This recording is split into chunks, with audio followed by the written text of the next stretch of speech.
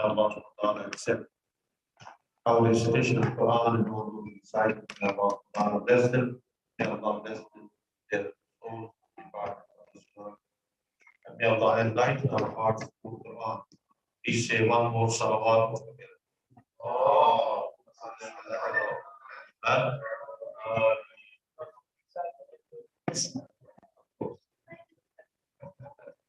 Please say for everybody another salawat.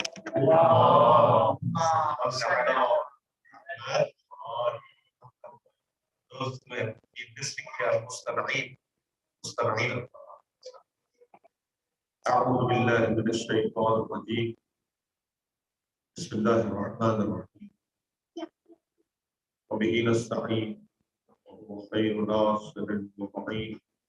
وصلى الله على محمد وآله الطيبين الطاهرين. واللعنة على أعدائهم أجمعين من الآن إلى قيام يوم الدين. أما بعد قال الله الحكيم في كتابه الحكيم بسم الله الرحمن الرحيم.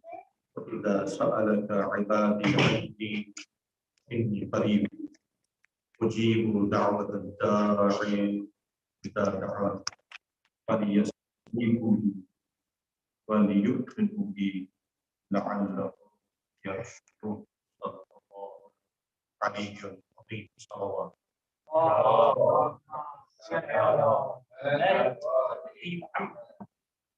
Yesterday we said that the role of dua in our life is various, and there are plenty roles of dua in our life. And the recitation of some of dua maybe it's recommended, but in the origin, dua itself is wajib. It is wajib because we have been asked to. Dua is actually wajib.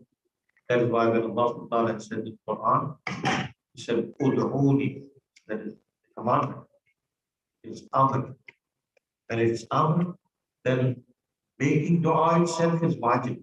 Yes, some recitation, sometimes it becomes wajib, sometimes it's mustahab. But in origin, dua becomes very important in our life. So I raised this question yesterday that there is possibility people they said we are resourceful, we have everything, we are rich. So what is the need for dua? When we are rich, then still we need a life. Let's suppose come in this path. You enter to mosque, all resources are there, chairs are there, table is there, and for example, camera is there, and the member is there as well. And you enter, there is no light there. There are lots of resources, but there is no light and completely dark. Then if there are many resources, then if there is no light, there is possibility of falling down of every step because there are many resources.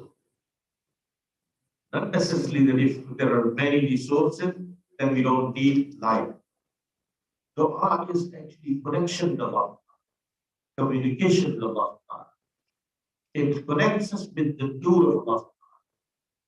With the connection with the Nur of Allah, even a rich person would need dua, but he needs more dua. A person with resourceful would need more dua because his possibility of falling down is more than the person who does not have no resources. And on the day of judgment, as we are going to be accountable for us. This is salawat.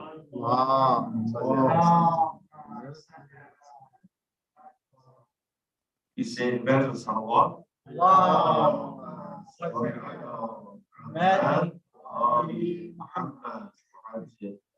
That's how when we get together, then our voices will be raised. He said one more salawat.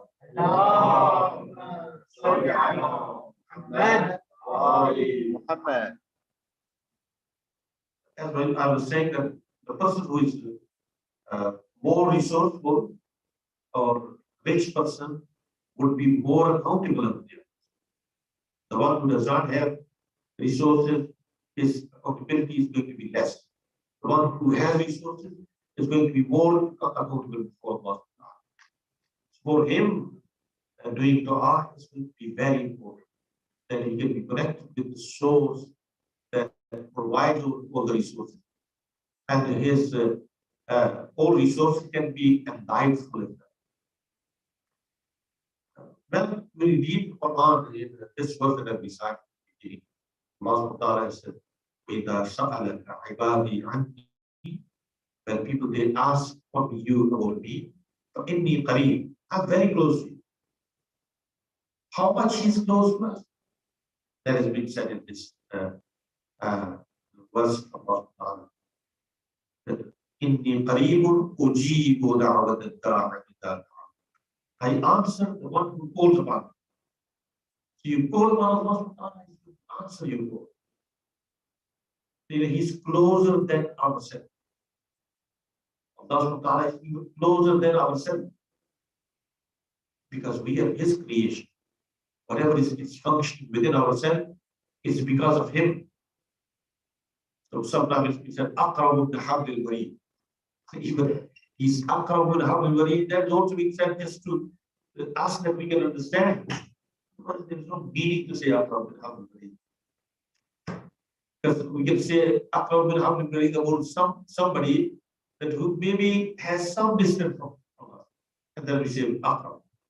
But the one who is within us and we can't live without Him, our life is because of Him, then this is just to us understand that so it's been said about 5 years that He will be when somebody calls upon us, I answer his call. When I answer your call, it is upon you that you need to answer my call. It's been said that you do dua before me. When Allah is asking, that means He's asking, He's demanding that you need to do dua for me. So dua is actually part of our iman. It is part of the faith. That you need to believe in me. If somebody does not make dua, that means he does not believe in Allah. His belief in Allah is really, faith is a very weak faith. So, people, those who really don't make dua, at the moment, those communities, they are without dua, they go for suicide. I was being in Japan and I learned about the female in Japan, they do more suicide. More suicide in the communities that are the advanced community. One of the most advanced community in the world at the moment with technology, we said is Japan. But because there is no fairness, they are not connected to Allah. So that's why they become fed up of this life. Because this life has no meaning if there is no Quran. It has no meaning if there is no Quran. It becomes just meaningless. And when life becomes meaningless, then there's no destiny other than committing the suicide. So we commit the suicide because we don't want to live in this world. And also, very interestingly, when I found that female are being treated like animals in Japan, very interesting. In those other countries, in Western countries, it's bit little fair. But over there, it's been said even if a female is divorced, then also she has to be serving her previous husband in all her life. So that is how people are treated like animals in those advanced communities.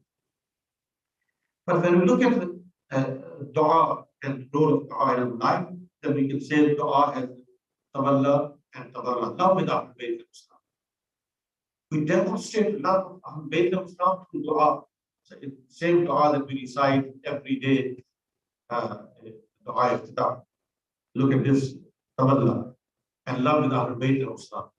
Expressing our love with Ahlulbayt of Islam, we say, Allahumma salli ala Muhammadin nabiyyika wa khayran khalqika. So this is expression of our love with the Holy Prophet sallallahu alaihi wasallam.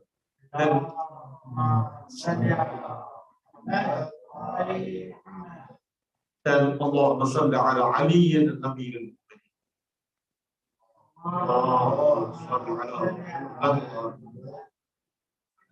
And naming all Aimar of Islam one by one. So the Quran teaches us how to love with Ahlulbayt of Islam. So our closeness with Ahlulbayt of Islam, asking Allah to send the blessing upon Holy Prophet and Ahlulbayt of Islam. That is actually, we speak with Allah, communicate with Allah. We have love with them, with Ahlulbayt of Islam. And this love is going to be increased by reciting our dua. When we recite dua, then we get closer to Ahlulbayt of Islam. It's going to make us closer to Ahlulbayt of Islam. Also, denouncing those who are enemies of Ahlulbayt of Islam. Tabarra. We actually say that we are very far from those people who are enemies of Ahlulbayt of Islam. So you can find many places about the enemies of Ahlulbayt of Islam. As we say, Allahumma inna nashku ilayka faqda nabiyyina wa ghaybata waliyyina wa kathrata aduwwina wa qillata adadina. So we speak about the enemies of Ahlulbayt of Islam who they refer. Another thing that it is actually a revision of our belief. Dua is revising our faith statements. Many of our faith statements are being revised in Dua. For example, we say, Alhamdulillah, yakilni ilayhim akramani, walam yakilni ila nas yahidun. All praises due to Allah that He has given us opportunity that we can trust upon Allah. So this trust in Allah is one of the statement of our faith that we do trust in Allah. Quran is said, trust in Allah. So when we decide dua, we state our belief and faith in this dua. Through that, we increase our faith. When it's been said that you are working in an organization, you keep revising the statements of your faith, the statements of your belief, or maybe your objectives have to be revised. We continue revising our statements during our dua, that our faith can be increased. So this is big. Oh Allah, you have not make me leave me alone to myself. Then if you leave me people, or you make me the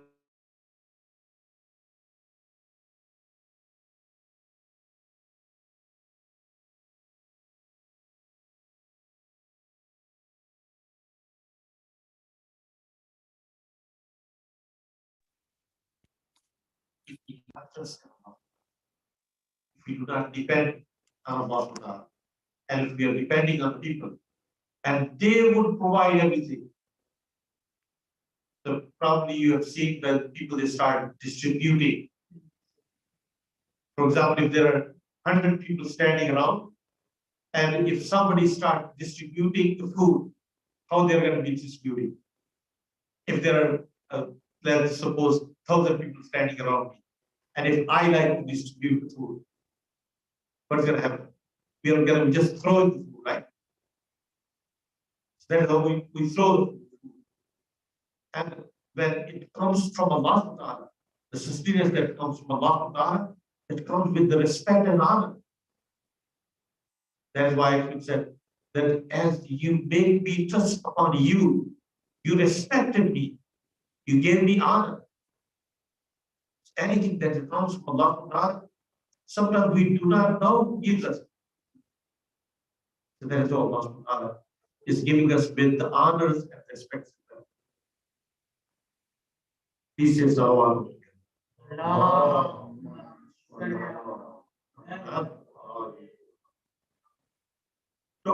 also actually makes us, we can realize ourselves, who we are and what state we are. Sometimes we need to think about ourselves. And when we come to dua, it makes our image. Look at this part of dua. Dua of the Quran. Ana as-saghirul ladhi rabbaytuhu. I'm the child that you raised me. You made me develop. And now I'm a big man. Right? Ana as-saghirul ladhi rabbaytuhu. So going back to our childhood, start thinking from the childhood, realizing ourselves. We don't have time that we can realize ourselves. But when we go to dua and start reading those phrases of dua, that is going to make you that you can think about yourself. And Al-Jahil alladhi allamtahu. I'm that ignorant. You gave me knowledge. You know, who made us that we are something today? We know something. We don't know anything. As in the Quran, it's been said that Allah Ta'ala made you to get out of the stomach, the womb of your mother. You did not know anything. And then you start knowing. Sometimes somebody became teacher, somebody is the IT worker, for example, somebody has become alim, somebody is businessman, somebody is professor, right? So all these posts, whatever we have, whatever skills we have, these skills are being gifted by Allah, right? And then we said, I did not know my path. And he did not know my path. And you are the one who guided me in this world, how to live in this world. Who has guided me that if I can raise the sustenance and I can do anything in this world. Dua also, there are plenty benefits of dua. If we keep continuing and counting those benefits and roles of dua in life, then they are countless. Because dua is actually communication with Allah. And communication with Allah is going to give us everything in our life. It gives us everything. It actually takes us away to think about the other world. Disassociating from this world. We are so connected with this world, and dua is going to give us opportunity we can get out of this world. Look at this phrase. Allah akhrij hubba dunya min qalbi. Wajma' bayni wa bayna al-Mustafa wa ali. Sallu ala Muhammad wa ali Muhammad.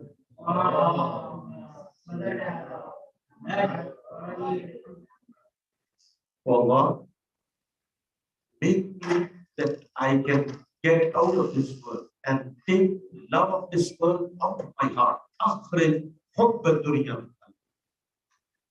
So we all live with the love of this world. This love of this world is increasing day by day because we are getting attached. And we have to be detached from this world. This is dua that actually detaches us from this world. أخرج حب الدنيا من قلبي واجمع بيني وبين المصطفى وآله. Allah, make me that I can be together with Ahlulbayt of great desire of that he can be gathered to Ahlulbayt wajma' bayni wa bayna al-Mustafa wa alihi. So finally, the point that I would like to make today, that this is dua that actually takes us from the stresses, distress, depression. That if you look at this world today, where we live, because people are so engaged in this world and they don't have time of dua. They don't have time of dua. They don't have time to try before Allah. That is why depression is more in these countries rather than being in back home. So countries that are close to dua, close to Ayyam alayhi salam, close to the Haram of Ahlulbayt salam, They can cry more. They can weep more. They are more to us. There you don't find that depression. One of the experiences I have, uh, it was time of Saddam. Once I went to Iraq. I think it was 99. In 99, I had the opportunity to go from Syria to Karbala for Ziyarah. And although, the country was living completely under dictator, and I went from UK. So people, those who live in UK, they know about people that when they're driving, they're just like shocked, no smile on their face. The least thing that you find in these countries on the faces of people that is smile. They live in worries. They live in worries. When I went over there, I saw people, although they are living under the dictatorship, but still they smile. They say salam to one another, right? They laugh, they're happy. So you can go in poor countries. You can go to the poor countries. You don't find this situation that we have there. Here people, they are actually strange. They don't like to say salam to anybody. Even when they are at home, they're not smiling. No, what it happened is we have this iPhone and all these problems. And we are busy with that. We don't smile at home. We don't speak to anybody. The people, those who are here, what's the problem that you find that they less communicate. They are so lonely. They're so lonely. Even they live in the family. They're still lonely. So I've read one of the articles about the United States.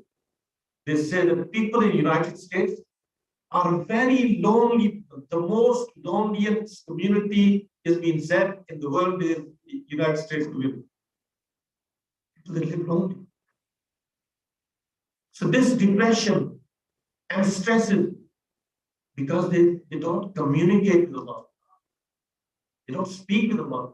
They don't have time to speak with Allah. When you don't have time of munajat, whispering with the mind of Allah, then it's going to be just depression. And this depression is going to be piled up day by day. Every day is going to be. That's why you see people more here, even those who are little well, including myself. Sometimes we feel depression as well. Because we live in this community. We are going to be harmed by the community. We are going to be engaged in this community. And we live in depression. So this depression is actually because we do not communicate and say those words. Look at this page. So this crying sometimes, weeping, it's need of the community, need of the people. Our children, they don't cry. Our children, they don't weep. In their eyes, there's no drop of the tears. That's why you see that they don't have happiness as well. When you cry, that makes you happy as well. After crying, you feel satisfaction. In this dua of Imam Al-Zahra Foundation,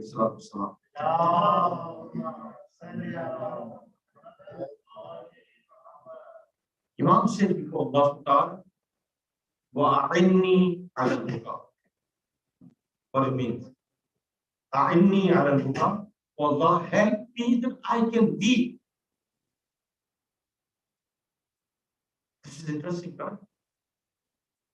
And in some hadith, it's been said, if anybody cannot weep, if anybody cannot cry, he is one of the ashqiya, cold-hearted. Shaqi has been said cold-hearted because he can't cry. He needs to ask Allah, A'inni ala al-Qur'an. Give me opportunity. I can cry sometimes. Give me those tears in my eyes. If you don't have tears in your eyes, believe me that there is some sort of depression. You need to go to doctor, not the doctor of this world. You need to go to Prophet peace be upon him. You need to go to Father of Al-Zahra.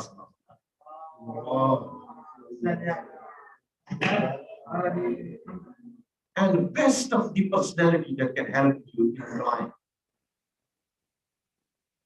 A personality that can help you in crying and Bibi. That is Abu Abdullah Hussain. Abu Abdullah Hussain is going to help me.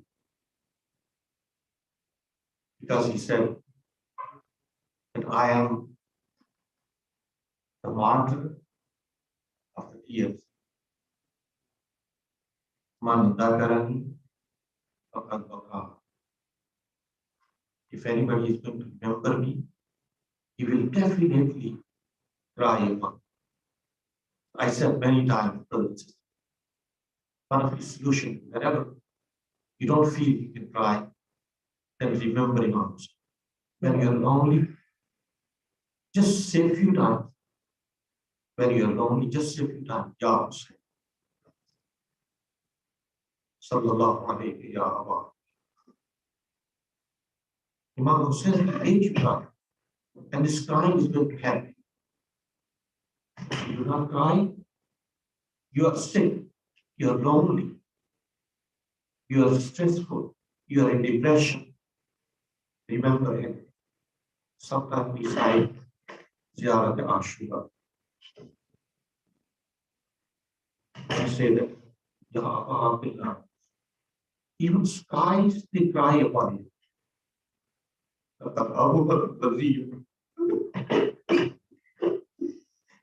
وجلت وأظمت المصيبة علينا وعلى جميع أهل الإسلام وجلت وأظمت مصيبة على السماوات على جميع أهل السماوات. The one for him, even sky cries, even heaven and the people in the heaven they cry. It is that every single day, angels are being sent from the heaven, like 70,000. I do not remember the figure, which means that 70,000 angels or more than that, they come to Karbala. And every single day they go around the shrine of Abdullah Hussain and they keep crying for Abdullah. So whenever you don't feel that you can cry in your du'as, for example, you say Dua Abu Hamd al-Qubali, and you can't cry. Over there, you need to say, Ya Hussain, Sallallahu alayhi ya Abba. Look, Imam Zain al-Abidin, remember why I need to cry. He says, Mali la abki li khuruji nafsi. Abki li khuruji nafsi. Why I should not cry? I cry for the time when my soul is going to be taken out and when angel of death is going to take my soul out from my body. Then he says, Abki li dhik lahadi. I need to remember my time of the person. When I am going to be taken to my grave, I need to remember that time. I need to cry. I would like to remember the time when Munkar and Nakir, they will come in my grave. They will ask me the question. I need to cry for that time. Abki Furuji min Qabri. Oh, yeah. I need to really be the time I will be raised from the grave, and I don't have any kafan on my body, and I am humiliated, I am naked, I get up from the grave, and people, they look at me like in this face and form. For brothers and sisters, this month of Ramadan is really great opportunity. Read those phrases after dua and try to cry sometime before Allah subhanahu wa ta'ala, especially when it comes to the time of Shahr. And let us say at this time all together, Sallallahu alayhi ya Allah wa ala al-arwah allati hallat bi-fidaik alayka minni salamullahi abqa baqiq وبقي الليل والنهار ولا جعله الله آخر العهد من زيارتكم all together. السلام على الحسين وعلى وعلى علي بن الحسين وعلى أولاد الحسين وعلى أصحاب الحسين. السلام عليكم جميعا ورحمة الله.